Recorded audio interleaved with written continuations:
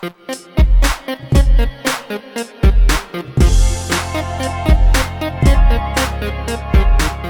right, so this is what you're looking at. This is the main. So this is the game set up for 2 players. Okay, which is what the solo game is set up as. Okay, so what is it you're looking at? Let's break out the handy dandy little pointer. Victory point track around the outside. Oh, see, handy. Victory point track around the outside, around the outside, around the outside. Then there are 6, but really 12. There are 12 actions that we're going to be able to take throughout the game. However, there are 6 worker placement spots in a sense that only one worker can occupy them at any given time. That said, if you're familiar with games like the Gallerist and stuff where there's bumping out, that is the case here. Just because someone's there doesn't mean you can't go there. You can bump out other players' workers. So then you have the reputation track down here.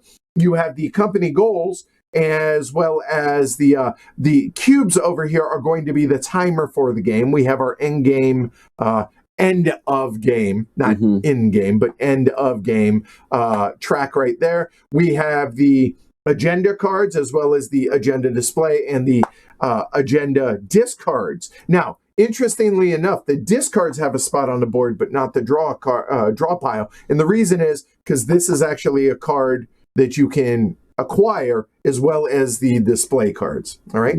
Then we have spots for developments. I'm going to use that developments, gears, and cogs. That's going to all be interchangeable, those terms, because they look like cogs/gears. So these are kind of links between action spots. So if you go to this spot, you have an option, if you have a gear here, of taking any of those actions, etc. Then as well over here, there are special rule breakers that are up here that were randomly chosen to go up there, and there are 4 in any given game. We have blueprints. These are the segments that will be built into the shuttles when they launch into space. There are additional shuttles that we're going to be acquiring as well. So these blueprints, when they're on their, wait for it, blue side, they are blueprints. They will end up over here. When they get built into the shuttle, they'll flip over onto their brown side and they become segments into the shuttle. Now, Rachel, the bot, she cheats. She doesn't actually ever build or acquire them. She just straight builds them. We can do so as well, but we have an additional cost whenever we do that as well.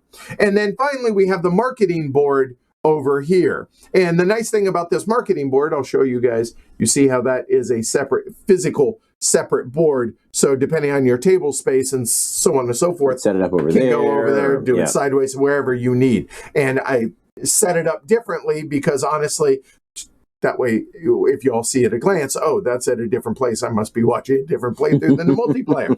So up here, we have whenever we reach destinations in space, depending on the color of the tourists that are in our shuttles, you will get some kind of bonus.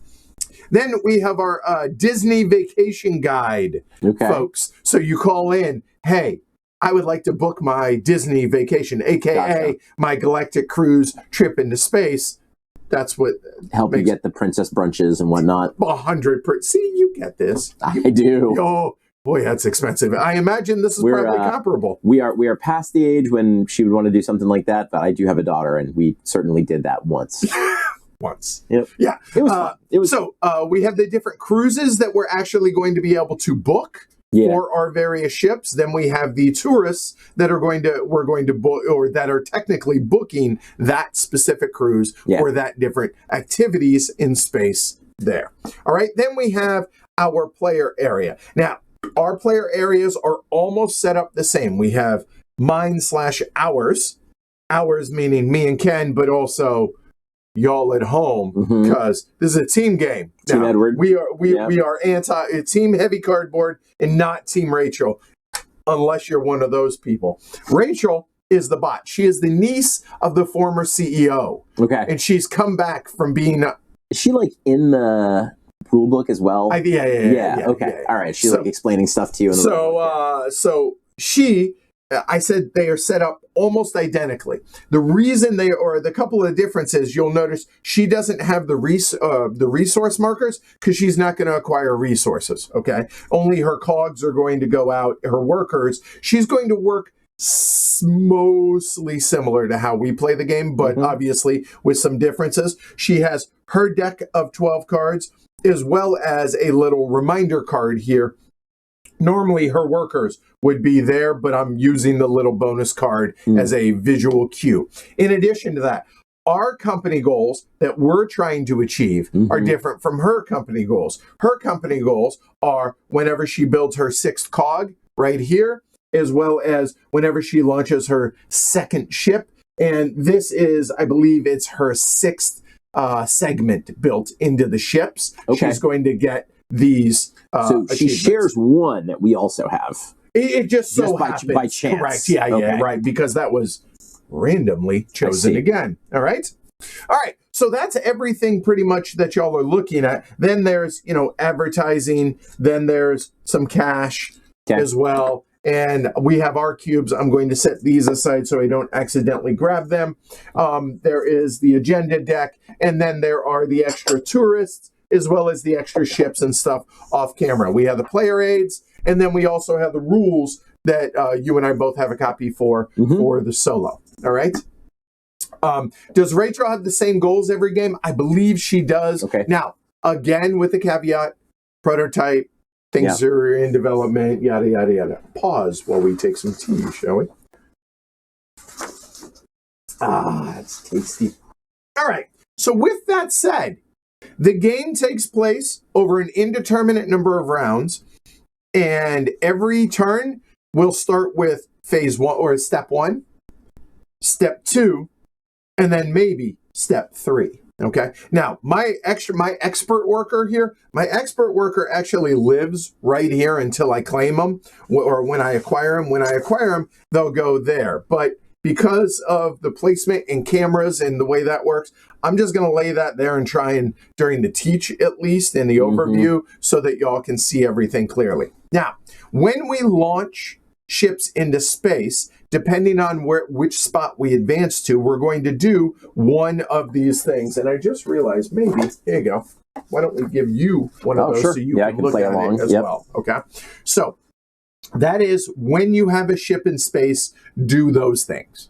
But the meat of the game is right here, which is in step 2. You're going to do one of 3 things on your turn. And again, Rachel kind of breaks some of these rules, but I digress.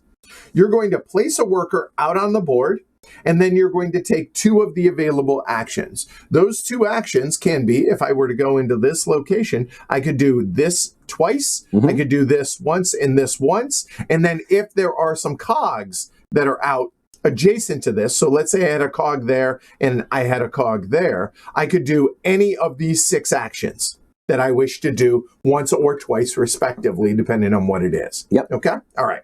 If the neutral, which are the dark gray ones, are out there, or neutral, quote unquote, the green stuff, the green player, which is a NPC in this case, if those are out there, you have to pay some amount of money to the game. If Rachel's are out there, I have to pay that money to her normally. Okay. All right. But she doesn't. Money. I was going to say, I pay it to her, but it actually just goes ends up being the same thing. Yeah, okay. Right. Because she doesn't get the normal resources. Normal resources being food, oxygen, fuel, money, and advertisements. Okay. All right. So place your worker out there, take 2 actions. Cool. Yeah. If you, in lieu of that, you could launch a ship using one of your available workers. And then finally, the third option is if you have no available workers here, either they're all out here or they're already all piloting ships in space, then you have to call a meeting. Calling a meeting is Concordia-esque in that, hey, I'm going to call my workers back, and that's going to be most of my turn, but not entirely. You're going to get an income bonus for every worker that you recall or call a meeting, aka recall. And then you'll notice you may take any one action that is adjacent to one of your cogs. Okay. Okay? All right. Finally, after you have done 2 actions or launched a ship or recalled a worker and done a second action, if you have met one of the company goals, and in our game, these are our company goals. If we have met multiple of these, I only can claim 1 per turn. But in a 2-player game, or aka solo game with the bot, it starts in the middle spot, have my 6th cog out there, have sets of activities for so like 2 relaxation, 2 adventure, and 2 family. Exactly. Segments built into my ships, our ships. And this is have launched and put out our bonuses into the various areas, which happens while we're in space. Okay. So you upgrade these areas. There you go. Exactly. Which you score more points.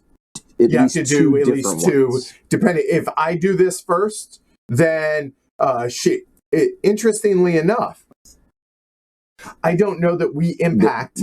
She doesn't impact you. She impacts me in that that will bump up to 7 and make that harder, but mine don't impact her because she's the former CEO's niece. But she's not trying to do that middle. No, right? but these correspond to her 3 different her 3 different bonuses. Oh, I see. That are out there. Okay. All right. Cool. All right. So that is kind of the overview. Again, indeterminate number of rounds.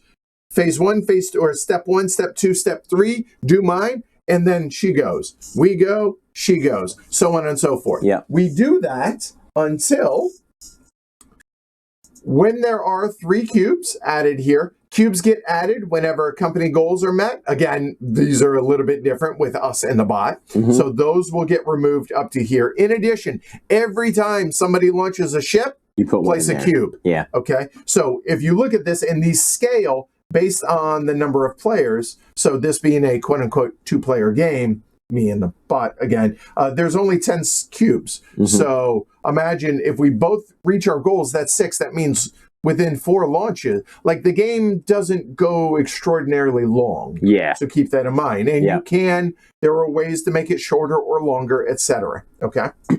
But after each of these is filled, we're going to have an annual meeting, and then we're going. Basically, it's an interim kind of minor scoring, and then we're going to do it again, and then finally, after the 3rd one is full, we are going to take 1 turn each. Then we are going to travel in space if we have any of our ships in space once each, and then finally we will go into a final scoring here, and whoever has the most points wins, us or Rachel. Hey, thanks for watching, y'all. Hopefully you found it helpful, useful, enjoyed it, something along those lines. And if you did, maybe watch one of those other videos. Consider supporting us over on Patreon, and always like and subscribe. It really does help the channel. Thanks, y'all.